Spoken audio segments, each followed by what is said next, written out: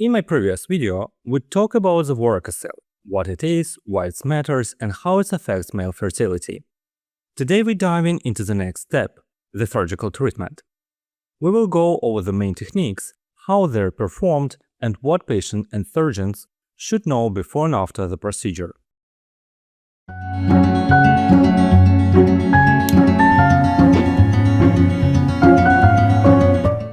Before we dive into the learning about different surgery approach and choices, let's discuss preoperative diagnostic and examinations.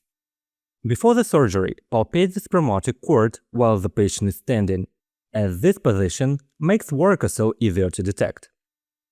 Then we do consider surgery. If the patient has a palpable varicocele, infertility, testicular hypertrophy, or a chronic scrotal pain with no other obvious cause, then varicocele ligation may be the right course of action. Emerging relative indications for varicocele ligation include azoospermia. Studies suggest a 30 to 40% chance of developing ejaculated sperm after ligation.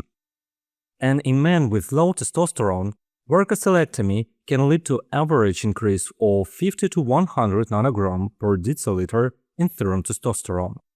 So what's the rationale behind the procedure? The veins draining the testis, epididymis, and vas deferens connect to both deep and superficial venous systems. The idea of varicocele ligation is to interrupt the reflux of warm abdominal blood that flow back towards the testis, which can impair spermatogenesis and hormone production. By cutting off this retrograde flow, we aim to improve the overall function of the testicle. The gonadal veins, which extend from the scrotum into the retroperitoneum, are the most vulnerable to this kind of reflux. That's why they are primary targets during ligation. In contrast, the basal veins, which run alongside the vas deferens within the spermatic cord, are not ligated.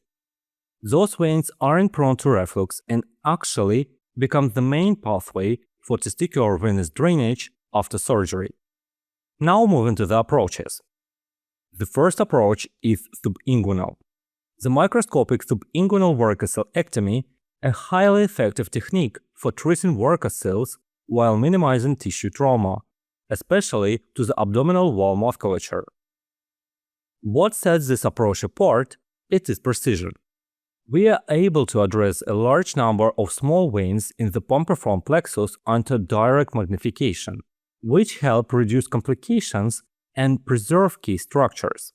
One major advantage is that we can visualize, identify, and preserve lymphatic channels, which significantly lower the risk of postoperative hydrocele formation. Preserving the gonadal artery is also crucial. It is a key goal during dissection.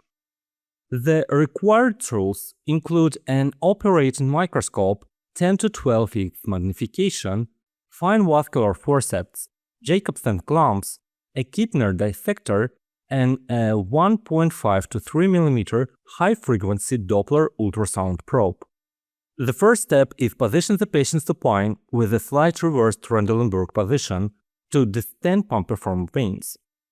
You can use either intravenous sedation or general anesthesia. If using intravenous sedation, infiltrate the skin with a mix of 1% lidocaine and 0.25% bupivacaine. Identify the external inguinal ring by invaginating the scrotum and make a 2 to 3 cm transverse incision over the ring, staying within Langerhans lines. Dissect down through subcutaneous tissue until you reach scarpa fascia.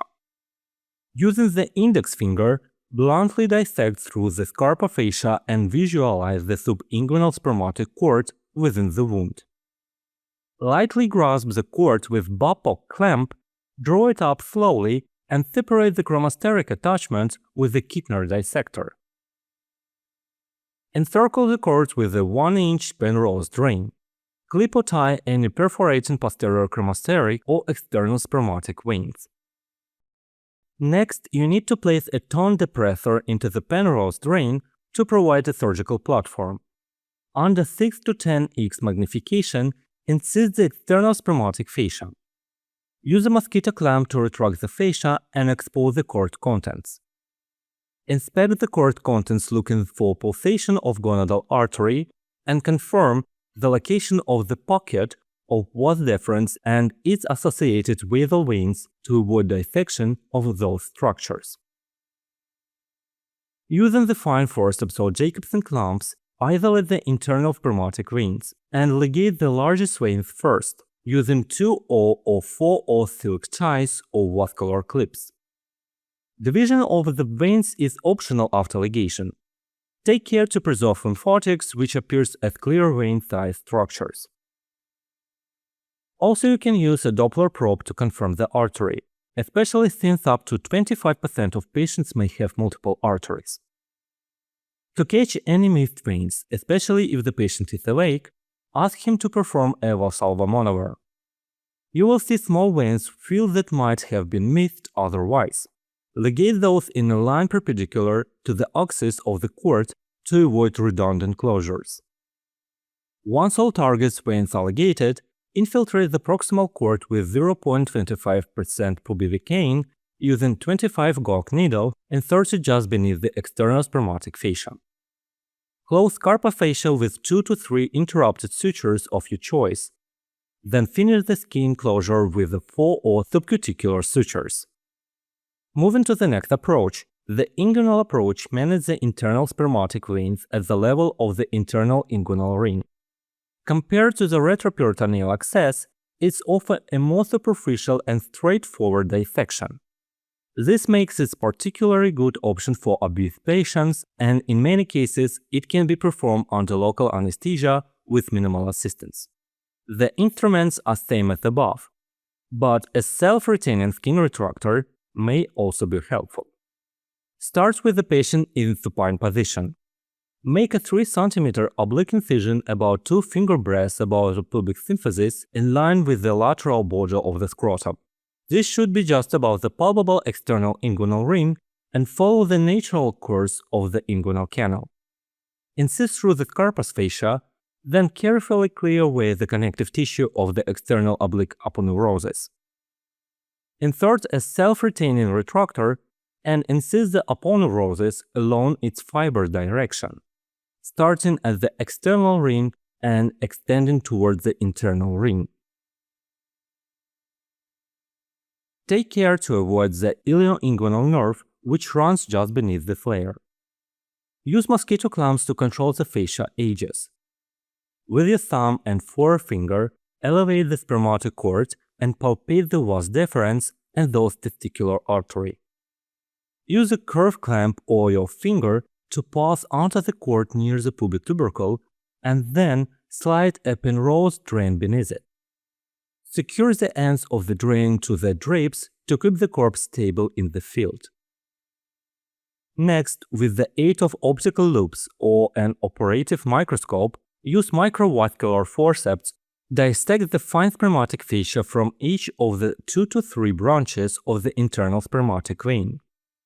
Identify the more tortuous and non-branching artery and the lymphatic to avoid ligation or injury to those structures. A 1.5 to 3 mm Doppler probe can help you confirm the artery's location and avoid accidental injury. Also keep an eye out for cremasteric veins, which run from the cord towards the pudendal system at the external ring. Ligate each vein individually using 4 silk ties. Before you finish, tip the patient into a reverse Trendelenburg position. This can help dissect any remaining veins and bring them into view. Elevate the cord and inspect the floor of the inguinal canal for any additional collateral branches. Once all veins are ligated, remove the Penrose drain and gently allow the cord to return to its normal position. To close, start with the external oblique fascia. Use a running 4 synthetic absorbable suture beginning laterosuperiorly. Also, be careful not to trap the ilioinguinal nerve or compress the cord. Close the carpa fascia with interrupted suture and finish the skin with a 4 running subcuticular suture. So that's it for today. I hope this video helped you understand this topic better. If you find it useful, don't forget to like, subscribe, and hit the notification bell so you don't miss the future videos. Let me know in the comment below what you think or if you have any questions. Also, don't forget to follow me on Instagram for more useful educational posts. Thank you for watching, and I'll see you in the next one.